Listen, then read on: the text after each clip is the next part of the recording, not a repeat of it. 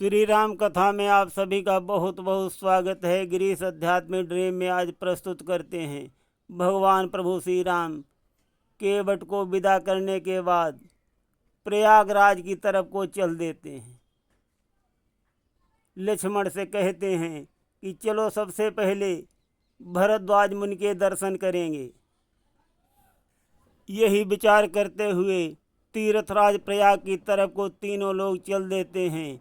रास्ते में गांव वालों से मुलाकात करते हुए और उनको जवाब देते हुए भगवान प्रभु श्री राम लक्ष्मण सीता चले जा रहे हैं। प्रयाग में पहुंचकर तीनों लोग तीर्थराज प्रयाग में स्नान करते हैं। उसके उपरांत भरद्वाज मुनि के आश्रम पर जाएंगे। अब हम आज आप सभी को सुना रहे हैं रामायण के भजन प्रसंग में। वन गमन समय की छवि वो है, उपमाएं जहाँ ल जाती हैं। आगे हैं राम लखन, पीछे मैथिली बीच में जाती हैं। श्री राम लखन हैं ब्रह्म जीव, जानकी प्रकृति की देवी हैं। या सूर्य शेष हैं वेद दोनों, ये मध्य भाग में पृथ्वी हैं। तीनों ही कुछ और चल, न्याय तीर्थ राज।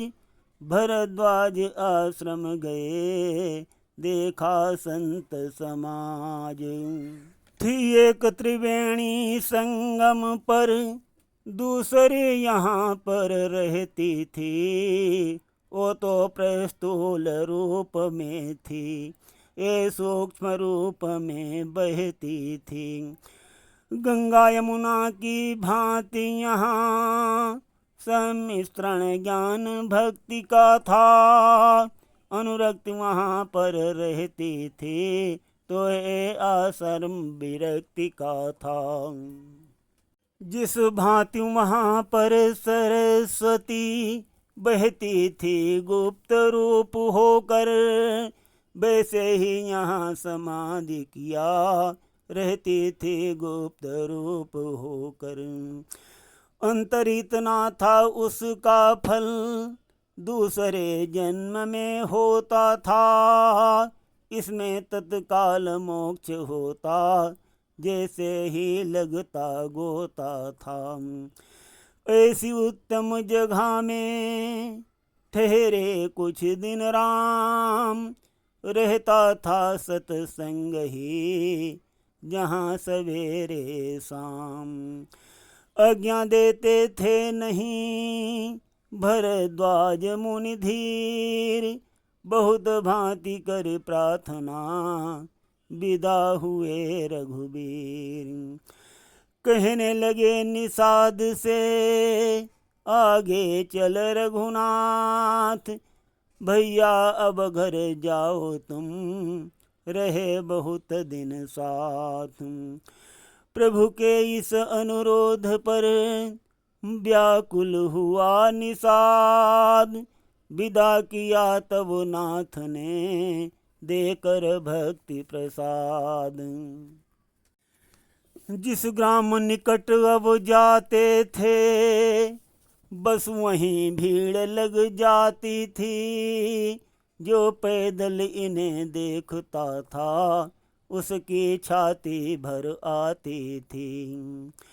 नर नारी सब कहते थे, देखो विधि की गति उल्टी है। ऐसों को वन में भेजा है, बूढ़ेपन में मति उल्टी है। सब हैं सीधे बासों पर ही, उठती है नजर जमाने की। खिलने वाले फूलों ही को लगती है लू वीराने की।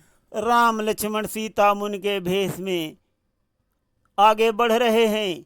जिस गांव के समीप से निकलते हैं, गांव वाले गांव के बाहर आकर देखने के लिए भीड़ लगा लेते हैं। प्रश्न करते हैं, हैरान होते हैं, चकित रह जाते हैं कि अरे इतने सुंदर राजकुमार इस तरह पैदल जा रहे हैं ऐसी धूप और गर्मी में।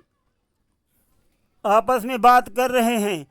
ओ झूठे जग झूठे समाज, धिग है तेरे बलबूतों पर। तू इन्हें देख फिर स्वयं देख, फिर रो अपनी करतूतों पर। समझा देते थे कहीं लोगों को भगवान, भाई सुख या दुख है जग में एक समान। और दूसरे गांव जब पहुँचे दोनों भ्रात, लगी पूछने नारियां सीता से यह बात। क्यों जिया रही कहाँ से हो, किस जगह पहुँचने वाली हो। लक्ष्मी हो तुम किसके घर की, किस आंगन की उजियाली हो। सामरे और जो गोरे हैं, ये कौन तुम्हारे हैं दोनों। किस कुल के दीपक हैं दोनों, किस माँ के प्यारे हैं दोनों। यह सुनते ही सिया ने की कुछ धीमी चाल, बता दिया संक्षेप में अपना थोड़ा हाल। फिर कहा कि बे जो गोरे हैं, बे देवर हैं हे बहनों।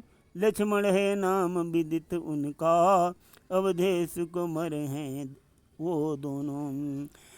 प्रभु को फिर पट घूंघट ही में बतला कर तिरछे नैनों से, ये मुझ दासी के स्वामी हैं, कह दिया सिया ने सैनों से। सीता जी की बात को सुनकर गांव की महिलाओं ने दूसरा प्रश्न कर दिया। क्या कहती हैं कि तुमने अपने देवर का नाम तो बता दिया, तुम्हारे पति का क्या नाम है। जी एक बात तो छूट गई, उसका कुछ काम नहीं है क्या। इनका तो नाम बताया पर उनका कुछ नाम नहीं है क्या। सुनकर ये बात नारियों की रह गई जान की सकुचा कर। मुंह खोल तुरंत ही बंद किया, फिर चल दी आगे सकुचा कर। इस प्रकार कहते हुए भ्रमण और आनंद, इस प्रकार करते हुए भ्रमण और आनंद, वाल्मीकि की कुटी पर जा पहुँचे सुखकंद। बोले श्री मुनिराज से श्री रघुराज कृपाल, ऐसी जगह बताइए जहाँ रहें कुछ काल। वाल्मीकि मुस्का पड़े बोले सुनिए राम, रहने को सुख धाम के बतलाता हूँ धाम।